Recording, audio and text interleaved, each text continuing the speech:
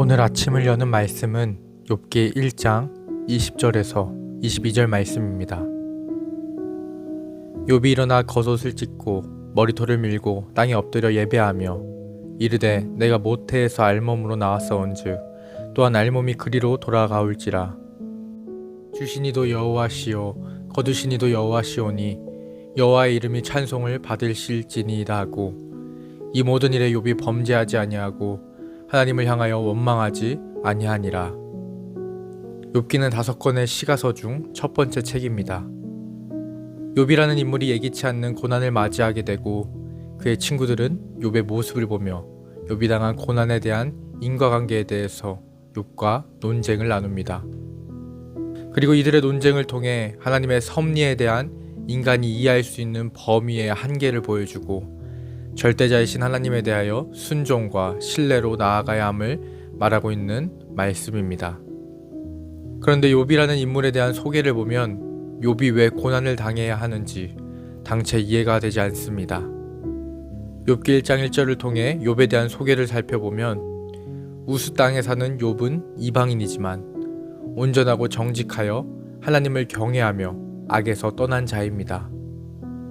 오히려 이스라엘 백성들보다 하나님 앞에 더 좋은 평가를 받은 욥입니다. 성경에서 개인의 신앙에 대해서 직접적으로 이렇게 좋은 평가를 받은 인물이 몇 없습니다. 그의 삶과 믿음이 하나님 보시기에 상당히 올바른 신앙의 모습이었다는 것을 알 수 있습니다. 그런데 이런 욥에게 고난이 찾아옵니다. 온 땅을 둘러보고 온 사탄에게 하나님은 경건한 욥에 대해 말씀하시는데 사탄은 욥의 경건함이 주님께서 베푸신 소유물 때문이라고 말합니다. 그래서 하나님은 욥의 소유물을 사탄의 뜻대로 행하도록 맡기십니다. 욥은 그렇게 고난을 당하게 되는데 차례대로 욥이 소유하고 있던 양, 소, 낙타, 종들, 심지어 그의 자녀들까지 욥이 소유한 모든 것을 한순간에 잃게 됩니다. 그런데 모든 것을 잃은 욥의 반응은 우리가 예상했던 반응과 다릅니다. 절망과 좌절로 넋을 잃을 거라 예상되는 욥이지만 이어지는 욥의 모습은 땅에 엎드려 예배하는 모습을 보여줍니다.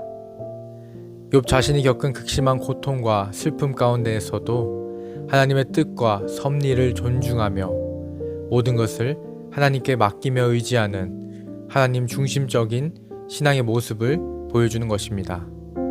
그리고 21절에서 이렇게 고백합니다.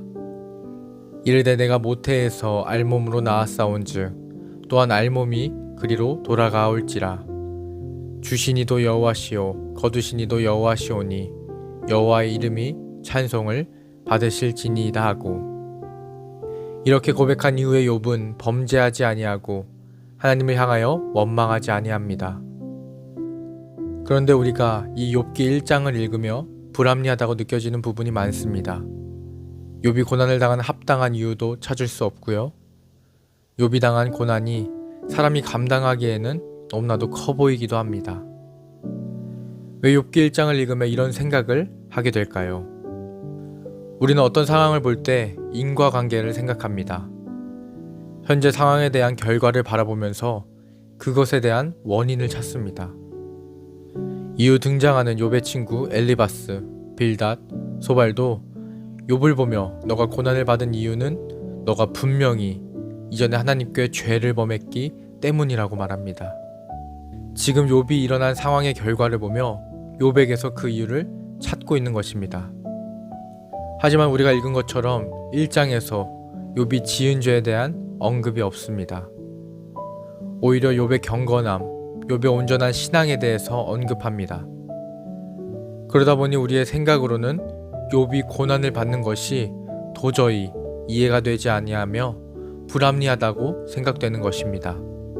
우리의 기본적인 생각의 바탕에는 인과관계로서 삶을 바라보는 인식이 깔려있기 때문입니다. 하지만 우리가 인과관계를 사용해서 세상을 바라보고 인식하는 것은 한계가 너무나도 명확합니다. 단적으로 우리가 겉으로 보기에 잘 살고 풍족해 보이는 사람들이 모두 선한 삶을 살고 있다고 말할 수 없습니다. 가전 형편이 조금 부족하고 어려운 사람들이 모두 악한 삶을 살았던 결과로 그런 어려움을 겪는다고 판단할 수 없습니다. 이렇게 인과관계를 포함하여 우리가 인정하는 수많은 생각들과 판단들은 많은 오류가 있습니다. 우리의 지식과 지혜는 분명한 한계가 존재하기 때문입니다. 또한 세상을 바라보는 우리의 시선은 어쩔 수 없이 자기중심적이며 내가 직간접적으로 경험한 것을 중심으로 판단하기 때문입니다. 그래서 욥기 1장을 통해 말하고자 하는 것, 고난을 마주하는 욥의 반응을 통해 우리에게 전하는 메시지는 이것입니다. 우리의 생각을 내려놓고 우리의 지식과 지혜의 한계를 마주하고 우리의 편협하고 좁은 시선을 인정하는 것, 나아가 이 세상을 창조하시며 이 땅의 모든 것을 주관하시는 하나님을 바라보며 우리에게 주어진 상황 가운데 역사하시는 하나님의 뜻과 섭리를 인정하는 것입니다. 그리고 그것을 이해하려고 애쓰며 발버둥치는 것입니다. 고난을 겪지 않는 사람은 없습니다. 각자의 고난, 각자의 고통을 경험하며 살아갑니다.